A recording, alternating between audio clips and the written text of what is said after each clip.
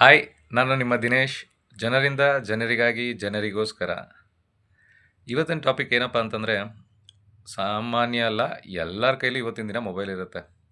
ಆ ಮೊಬೈಲ್ನಲ್ಲಿ Facebook, Instagram ಮತ್ತು ಯೂಟ್ಯೂಬ್ಗಳಲ್ಲೆಲ್ಲ ಈ ಹಳೇ ನೋಟು, ಹಳೇ ಕಾಯಿನ್ ಇದ್ದರೆ ತೊಗೋತೀವಿ ಅಂತ ಹೇಳ್ತಾರೆ. ಇಷ್ಟು ಲಕ್ಷ ಕೊಡ್ತೀವಿ, ಅಷ್ಟು ಲಕ್ಷ ಕೊಡ್ತೀವಿ ಅಂತ. ನಮ್ಮ ಜನ ಏನು ಮಾಡ್ತಾರೆ, ನನ್ನ ಹತ್ರ ಇದೆ, ನನಗೆ ಕೊಟ್ಬಿಟ್ರೆ ಇಷ್ಟು ಲಕ್ಷ ಸಿಗ್ಬೋದು, ಅಷ್ಟು ಲಕ್ಷ ಸಿಗ್ಬೋದು ಅಂತ ತಿಳ್ಕೊಂಡು ಅವ್ರಿಗೆ ಕಾಮೆಂಟ್ ಮಾಡೋದಾಗಲಿ, ಮೆಸೇಜ್ ಮಾಡೋದಾಗಲಿ, ನಂಬರ್ ಕೊಡೋದಾಗಲಿ ಎಲ್ಲ ಮಾಡ್ತಾರೆ. ನಾವು ನಂಬರ್ ಕೊಟ್ಟಾಗ ವಾಟ್ಸಪ್ಗೆ ಒಂದು ಮೆಸೇಜ್ ಬರುತ್ತೆ. ನಿಮ್ಮ ನೋಟು ಇದಕ್ಕೆ ಇಷ್ಟು ಲಕ್ಷಕ್ಕೆ ಓಕೆ ಆಗಿದೆ. ಅದಕ್ಕೆ ನೀವು ಮಾಡಬೇಕಾದಂಥದ್ದು ಏನು ಅಂತಂದರೆ, ನಿಮ್ಮ ಗೌರ್ಮೆಂಟ್ಗೆ ಟ್ಯಾಕ್ಸ್ ಕಟ್ಟಬೇಕು. ಆ ಕಾರಣ ಇಷ್ಟು ದುಡ್ಡನ್ನು ನೀವು ನಮಗೆ ಕಳಿಸ್ಬೇಕು ಅಂತ ಹೇಳ್ತಾರೆ. ಅಪ್ಪಿ ತಪ್ಪಿ ನಾವೇನಾದರೂ ಆಸೆ ಪಟ್ಟು ಇಷ್ಟು ಲಕ್ಷ ಬಂದ್ಬಿಡುತ್ತೆ ಅಂತ ನಾವೇನಾದ್ರು ಆ ದುಡ್ಡನ್ನ ಕಳಿಸ್ತಿದ್ರೆ ನೆಕ್ಸ್ಟ್ ಮಿನಿಟಲ್ಲೇ ಅದು ಸ್ವಿಚ್ ಆಫು, ಆ ದುಡ್ಡು ಹೋದಂಗೆ. ಆ ಒಂದು ಕಾರಣ ಕೇಳ್ತಾ ಇದ್ದೀನಿ. ತುಂಬ ಬರ್ತಾ ಇದೆ, ತುಂಬ ಆ್ಯಡ್ಗಳು ಬರ್ತಾ ಇದೆ ಅದ್ರದ್ದಂತೂ. ದಯವಿಟ್ಟು ಅದ್ರ ಬಗ್ಗೆ ಗಮನ ಕೊಡಬೇಡಿ. ದಯವಿಟ್ಟು ಯಾರೂ ಮೋಸ ಹೋಗಬೇಡಿ.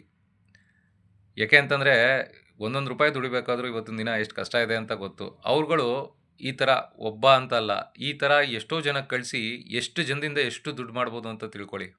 ಅದಕ್ಕೆಲ್ಲ ನಾವು ಪ್ರೋತ್ಸಾಹ ಕೊಡಬಾರ್ದು, ಅದಕ್ಕೆಲ್ಲ ನಾವು ಮೋಸ ಹೋಗಬಾರ್ದು. ದಯವಿಟ್ಟು ನಾನು ಎಲ್ಲರನ್ನೂ ಕೇಳ್ಕೊಳ್ಳೋದೇನು ಅಂತಂದರೆ, ಯಾರು ಮೋಸ ಹೋಗಬೇಡಿ. ದಯವಿಟ್ಟು ಯೋಚನೆ ಮಾಡಿ, ಯೋಚನೆ ಮಾಡಿಬಿಟ್ಟು ನಿರ್ಧಾರ ಮಾಡಿ ಆಮೇಲೆ ಅದನ್ನು ಡಿಸೈಡ್ ಮಾಡಿ. ಯಾಕೆ ಅಂತಂದರೆ, ನನ್ನ ಅನುಭವ ನನಗೂ ಆಗಿದೆ. ಆ ಥರ ಆಗಿರೋದಕ್ಕೆ ನನ್ನ ಅನುಭವನ ನಾನು ಶೇರ್ ಮಾಡ್ಕೋತಾ ಇದ್ದೀನಿ ಅಷ್ಟೇ. ಆಮೇಲೆ ಇನ್ನೂ ಟಾಪಿಕ್ ಏನಪ್ಪ ಅಂತಂದರೆ, ಈ ಫೇಸ್ಬುಕ್ಕಲ್ಲಿ, ಇನ್ಸ್ಟಾಗ್ರಾಮಲ್ಲೆಲ್ಲ ನನ್ನನ್ನು ಫಾಲೋ ಮಾಡಿ, ಶೇರ್ ಮಾಡಿ, ನಾನು ಇಷ್ಟು ದುಡ್ಡು ಕಳಿಸ್ತೀನಿ, ನಿಮಗೆ ಕಷ್ಟ ಇದ್ದರೆ ನಾನು ಇಷ್ಟು ಕಳಿಸ್ತೀನಿ, ಹಂಗೆ ಹಿಂಗೆ ನಿಮ್ಮ ನಂಬರ್ ಕಳಿ ಅಂತೆಲ್ಲ ಹೇಳ್ತಾರೆ.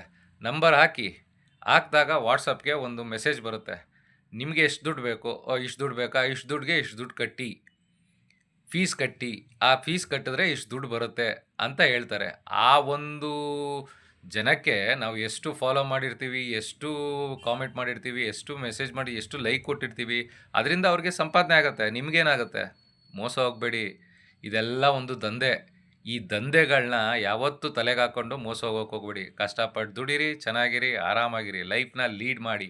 ಅದೇ ದುಡ್ಡಲ್ಲಿ ಹೊಟ್ಟೆ ತುಂಬ ತಿನ್ನಿ, ಚೆನ್ನಾಗಿರಿ, ಬೇಕಾದ ವಸ್ತುನ ಕೊಂಡ್ಕೊಳ್ಳಿ. ಅದು ಬೇರೆಯವ್ರಿಗೆ ಯಾಕೆ ತಿನ್ನಿಸ್ತೀರಾ? ನೀವು ಕಷ್ಟಪಟ್ಟು ದುಡ್ದಿರೋ ದುಡ್ಡನ್ನ ಅಲ್ವಾ?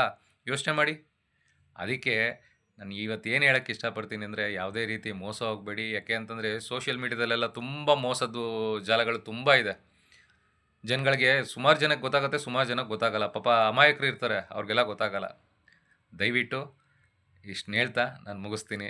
ಇಷ್ಟ ಆದರೆ ಪ್ರೋತ್ಸಾಹಿಸಿ, ಸಪೋರ್ಟ್ ಮಾಡಿ.